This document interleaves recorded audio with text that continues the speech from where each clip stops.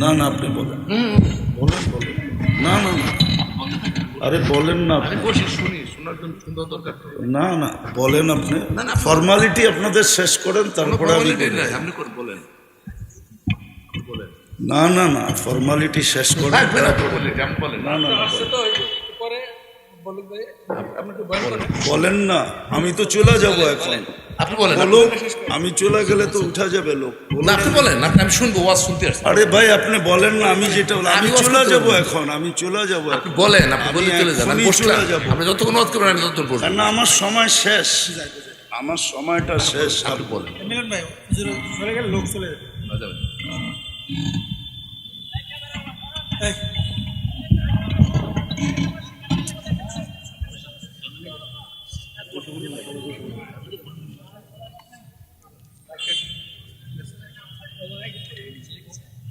আমি শেষ জায়গায় চলে আসছি, এখনই শেষ করে দিব। তো যেটা আপনাকে বুঝাইতেছিলাম, যে ইচ্ছা স্বাধীনতা দিছেন বিদায় যেমন খুশি তেমন চলতে পারি। ইচ্ছা স্বাধীনতা যদি না দিতেন তো যেমন খুশি তেমন চলতে পারতাম না।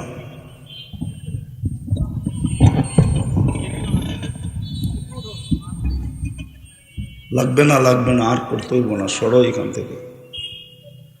অতীত 15 বছর তো দেখে আইলাম, সারাদিন যতক্ষণ তেল মারছে অতক্ষণ আল্লাহ আল্লাহ করলে সবগুলা কুতুব হয়ে যেত।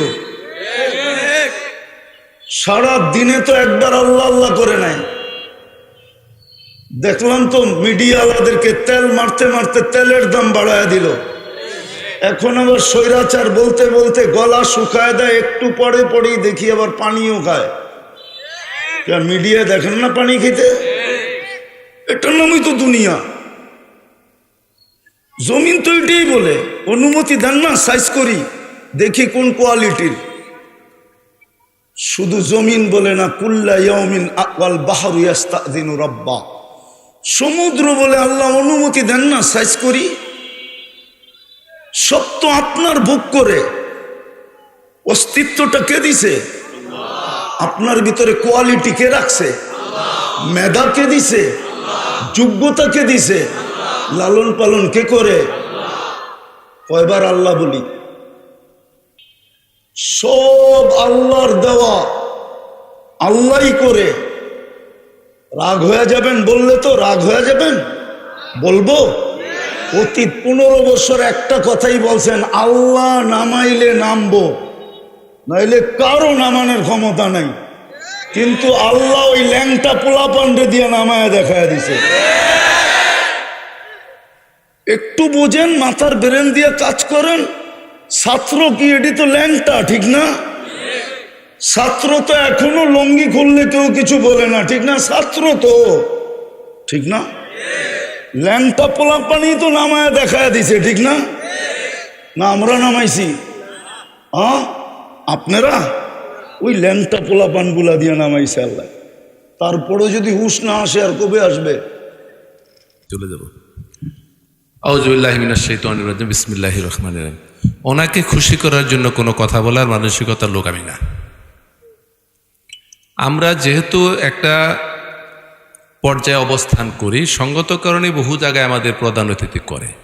কিন্তু এই ওয়াজ মাহফিলের যে বৈশিষ্ট্য চারিত্রিক, এইখানকার যে কর্মকাণ্ড, যেই উদ্দেশ্যটা করা হয়, সেই ব্যাপার আমরা একেবারে অজ্ঞ। তাও সামাজিকতার আনুষ্ঠানিকতার খাতিরে আমাদের আসতে হয়। আমি এই বছর ওয়াজের সংখ্যা অনেক বেশি, এটা আপনারা জানেন। অনেক জায়গায় গিয়েছি। আবারও বলছি, আমি খুশি করার জন্য নয়। আমি অনেক জায়গায় ওয়াজ শুনেছি। আজকের ওয়াজটা আমি যতগুলো ওয়াজ শুনেছি এবং যে প্রধান অতিথি হিসেবে অন্তত 20-30টা ওয়াজে গিয়েছি, আমি একের মন থেকে বলছি যে আজকের ওয়াজটার মতো এত উত্তম ওয়াজ আমি আর কোনো জায়গায় শুনি নাই। একেবারে উত্তম, এবং আমি এটা পবিত্র মনে বলতেছি, অজু অবস্থায় বলতেছি। ওনার কাছ থেকে যতটুকু শুনলাম, আমি বহুত ওয়াজ শুনেছি, চিৎকার পাৎকার, হই হুল্লোড়, মানে একেবারে কেরাতের টান, এরপরে গল্প গুজব, অনেক কিছু আমি শুনেছি। কিন্তু আজকের এই বৎসরের মধ্যে সর্বশ্রেষ্ঠ বয়ান আমি যতটুকু শুনলাম, আমার জীবনে এই বৎসরে সবচেয়ে ভালো ওয়াজ আমি ওনার কাছ থেকে শুনলাম। এটা অনেকে আবারও বলছি আমি তৃতীয়বারের মতো, যে খুশি করার জন্য আমি কোনো কথা বলি না এই জায়গায় বসে। কারণ সামাজিক রাজনৈতিক সমসাময়িক প্রেক্ষাপট কোরআন এবং হাদিসের আলোকে বাস্তব ধর্মী আলোচনা খুব কম শুনি। যেহেতু অনেক ওয়াজে যাই, শুনি, বসি, কিন্তু আজকে উনি প্রথম বলছিলেন যে আপনি কথা বলেন। আমি হয়তো কথা বললে আমি চলে যেতাম ওনার কাছ থেকে বিদায় নিয়ে, কিন্তু আমি বারবার বললাম যে আপনি বলেন, কারণ আমার একটা ধারণা ছিল যে ওনার 2-4টা কথা আমি শুনবো। আমি মানুষের কাছ থেকে যা শুনেছি সেটা তো আমি মানুষের মুখে মুখে শুনেছি, কিন্তু ওনার কাছ থেকে ওয়াজ আমি শুনিনি। তো আমি ওনাকে মাইকটা কয়েকবার দিয়েছি, এখানে আপনারা দেখেছেন। আমি দেওয়াটা আমার সার্থক হয়েছে। আমি মনে করি শুধু এইখানে না, যারাই ওয়াজ যেখানে করবেন এই জাতীয় আলোচনা করলে মানুষ কিছুটা বোধগম্য হবে, হুশ হবে এবং আমল করার জন্য মানুষের মনের একাগ্রতা বাড়বে। ওয়াজের বৈশিষ্ট্য অনেক, আর ওনাদের মতো আলেমদের সামনে রেখে সময় নষ্ট করা, কথা বলা, এটা আসলে আদবেরও খেলাফ হয় এবং অনভিজ্ঞতার বহিঃপ্রকাশ হয়। এই ওয়াজটা শুরু হয় এই ভারতীয় সাবকন্টিনেন্টে 1906 সনে, এবং হজরত আলী তসনা নামে একজন হাক্কানি আলেম ছিলেন। উনিকে বলা হয় প্রবর্তক। প্রথম এই মজলিসে জলসা আকারে যে ওয়াজ করা হয়, এটা আসাম এবং সিলেটে প্রথম শুরু হয়। এর বিস্তৃতি ঘটতে ঘটতে এখানে আসে। আজকে মেঘডুবিতে যে ওয়াজের মধ্যে যারা কথা বলেছেন সবার কথা শোনার সৌভাগ্য হয় নাই।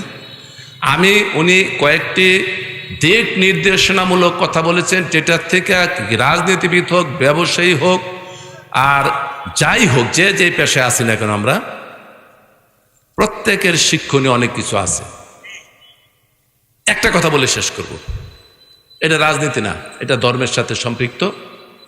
সেটা হলো এই, উনি বারবার বলেছেন যে তোমাকে স্বাধীনতা দিয়েছি, কিন্তু স্বাধীনতা তোমায় উন্মুক্তভাবে দেওয়া হয়নি, যে কোনো সময় পাকড়াও করার ক্ষমতা আল্লাহ রাব্বুল আলামিন রেখেছে। এই জন্য মানুষকে যখন কথা বলতে হয়, আচরণ করতে হয়, যে পদেই থাকি না কেন আমরা, তাদেরকে অত্যন্ত মার্জিত সীমার মধ্যে কথা বলা দরকার। এইখানে অনেকে আছেন, হুজুর আছেন, আমাদের মধ্যে ভুল বুঝাবুঝি আছে না, ভাইয়ের মধ্যে বিরোধ হয় না, মনোমালিন্য আছে না, রাগ করে কথা বলেন এমন লোক আছে কি না? কিন্তু যদি শোনেন যে মেঘডুবিতে অমুক লোক হাসপাতাল অথবা বাসায় অত্যন্ত রোগাগ্রস্ত হইয়া শয্যাশায়িত মরে অবস্থা, এরকম অবস্থা আছে, আপনার চরম শত্রু হলে শুনলে কি বলবেন মুসলমান হিসেবে? আল্লাহ ওনাকে সুস্থ করে দেখ, এই কথা বলবেন না? নাকি খারাপ কথা বলবেন? এই জমিনে নির্বাচিত বাংলাদেশের প্রধানমন্ত্রী, সাবেক নির্বাচিত প্রধানমন্ত্রীকে বলেছে, মরি শুনি তো, মরে তো না। 70 বছর 77 বছর বয়স হলো, আর কত? হায়াত কি মালিক আপনি? সুস্থতার মালিক আপনি? আপনি এই সিংহাসনে বসে এমপি হই, সাবেক ছিলাম, মন্ত্রী হই, মেম্বার হই, চেয়ারম্যান হই, মেয়র হই, খামোশ, সীমারেখা লঙ্ঘন করে কথা বললে আল্লাহ পছন্দ করেন না। এবং অহংকার এবং হিংসা করে কথা বললে তার পতন অনিবার্য। উনি বলেছেন যে ন্যাংটা পোলাপান দিয়ে দেখিয়ে দিয়েছে, তাই না? তো আল্লাহ বলে অমা করুল্লাহ আল্লাহ খাইরুল মাকিরিন। আল্লাহ বলেছে তোমরা চক্রান্ত করো, আমার চেয়ে কৌশলী কে? আমার চেয়ে কৌশলী আর তোমরা কেউ না। কাজে জমিন আমার, আসমান আমার, দুনিয়া আমার, আমি যা ইচ্ছা তা করতে পারি, সেই করার মালিক আল্লাহ রাব্বুল আলামিন। অত ইজ্জু মান্তাসা, অত জিল্লু মান্তাসা বিয়াদিকাল খায়ের, ইন্নাকা আলা কুল্লি শাইইন কাদির। আল্লাহ বলেছেন যে যাকে ইচ্ছা ইজ্জত দেয়, যার কাছ থেকে রাজত্ব ছিনিয়ে এনে বেইজ্জতি করি, আমি সর্বশক্তিমান। এই নিদর্শন বাংলাদেশে হয়েছে। আমরা আপনারা যেন সেইভাবে হুঁশ করে চলি, আমল করি, ইজ্জতের সাথে, ইমানের সাথে, বন্ধুত্বের সাথে, মিল মহব্বতের সাথে যাতে দুনিয়া থেকে যেতে পারি, এই জন্য আমার জন্য দোয়া করবেন, আমি আপনাদের জন্য দোয়া করি। এবং বিশেষ করে আপনাকে আমি অন্তঃস্থল থেকে কৃতজ্ঞতা, অভিজ্ঞতা জানাচ্ছি, অভিনন্দন জানাচ্ছি। এই জন্য আমি আবারও বলছি, আজকের ওয়াজ আমার কাছে ভালো লেগেছে, অন্য যে কোনো ওয়াজের চেয়ে। আসসালামু আলাইকুম ওয়া রাহমাতুল্লাহি ওয়া বারাকাতুহু।